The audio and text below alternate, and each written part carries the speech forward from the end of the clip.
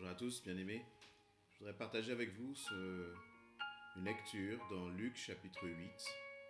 Luc chapitre 8, à partir du verset 22. Alors, j'ai une version là, la nouvelle Bible seconde. Luc chapitre 8, à partir du verset 22, il nous est dit ceci. Un jour, un de ces jours-là, Jésus monta dans un bateau avec ses disciples. Et il leur dit, passons sur l'autre rive du lac. Et ils partirent. Pendant qu'ils naviguaient, il s'endormit, et une bourrasque fondit sur le lac. Le bateau se remplissait, ils étaient en danger. Et ils vinrent le réveiller en disant, Maître, Maître, nous sommes perdus.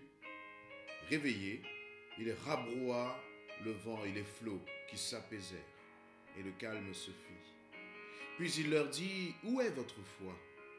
Saisis de crainte et d'étonnement, ils se disaient les uns aux autres, « Qui est-il donc celui-ci » Il commande même au vent et à l'eau, et ceux-ci lui obéissent. Amen. Voilà un moment où les disciples montent dans cette barque avec Jésus, et il nous est dit que Jésus était au fond de la barque en train de dormir. Et puis à un moment, il y a eu une bourrasque qui est venue et qui s'est comme abattue sur ce lac. Et durant cette bourrasque, cette tempête, eh bien Jésus lui continuait de dormir. Vous voyez, dans ma version, il nous est dit une bourrasque fondit sur le lac, c'est-à-dire que parfois il y a des situations dans nos vies pour lesquelles tout paraît si calme, tout paraît si paisible. Et au moment même où on ne s'y attend pas, eh bien, il y a comme des circonstances, comme des épreuves qui s'abattent sur nos vies, qui s'abattent sur nos maisons, qui s'abattent sur nos familles. Et dans ces situations-là, eh bien, naturellement, j'allais dire charnellement, nos cœurs commencent à s'agiter. Alors bien sûr, au début, nous faisons face parfois par nos propres moyens. Mais lorsque la tempête continue de persister dans nos vies, alors à ce moment-là, nous crions à l'aide. Nous crions au secours, mais nous crions au secours comme si Jésus n'était plus là ou comme si Jésus était débordé, comme si Dieu était débordé par la situation. Et les disciples, c'est ce qu'ils vont faire. Ils vont commencer à crier à Jésus en disant, « Maître, nous sommes perdus. » Et vous voyez, ils vont déjà confesser qu'ils sont perdus. C'est différent de confesser qu'il y a un danger. Le fait qu'il y ait un danger, c'est une réalité. Et la Bible le dit. Il nous est dit que au verset 24, fin du verset 23, une bourrasque fondit sur le lac, le bateau se remplissait, ils étaient en danger. Mais vous voyez, il y a un contraste entre le fait d'être en danger à cause des circonstances et la réalité spirituelle que ont proclamé en fait les disciples. Ils ont dit, nous sommes perdus.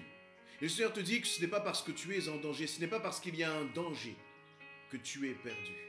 Il y a peut-être un danger, mais laisse-moi te dire que tu n'es pas perdu parce que le Seigneur est avec toi, parce qu'il veille sur toi, il pose sa main sur ta vie. Et vous voyez, c'est très important de la façon dont nous considérons les situations. Oui, il y a danger, mais non, je ne suis pas perdu parce que Jésus est avec moi, Jésus est avec toi. Et donc, c'est ainsi que les disciples vont réveiller Jésus. Et aussitôt qu'ils l'ont réveillé, il va ordonner à la tempête de se calmer. Et les flots vont s'apaiser. Le calme va revenir. Et j'aime cette question que va poser Jésus aux disciples. Et je crois aussi que c'est cette question qu'il est en train de te poser. Toi qui passes par peut-être un temps difficile, un temps de doute, un temps où tu te poses beaucoup de pourquoi et beaucoup de questions. Jésus est en train de te dire, le Saint-Esprit est en train de te demander, où est ta foi? Voyez, la foi elle ne se teste pas, elle ne se mesure pas, elle ne s'éprouve pas quand la mer est calme. Ta foi, elle s'éprouve maintenant, pendant que tu es en train de traverser un temps difficile. C'est maintenant que tu dois tenir bon. C'est maintenant que tu dois tenir ferme. C'est maintenant que tu dois dire à ta foi, fortifie-toi, prends courage, n'abandonne pas. Et la même question que Jésus a posée à ses disciples, c'est aussi cette question qu'il te pose maintenant. Où est ta foi? En qui places-tu ta foi? Est-ce que tu la places dans les circonstances ou est-ce que tu la places en Jésus-Christ? Si Jésus dormait à ce moment-là, ce n'est pas qu'il ignorait la détresse des disciples, ce n'est pas qu'il ignorait qu'ils étaient en danger, mais Jésus dormait tout simplement parce qu'il était en paix, dans la paix de son Père. Toi aussi, sois en paix. Sois en paix, que tes journées soient dans la paix parce que Jésus est là. Prends l'exemple de Jésus, reste dans la paix. Et vous voyez, aucun des disciples n'a répondu à cette question. Lorsque Jésus leur a dit « Où est votre foi ?», juste après, il nous est dit « Saisis de crainte et d'étonnement ».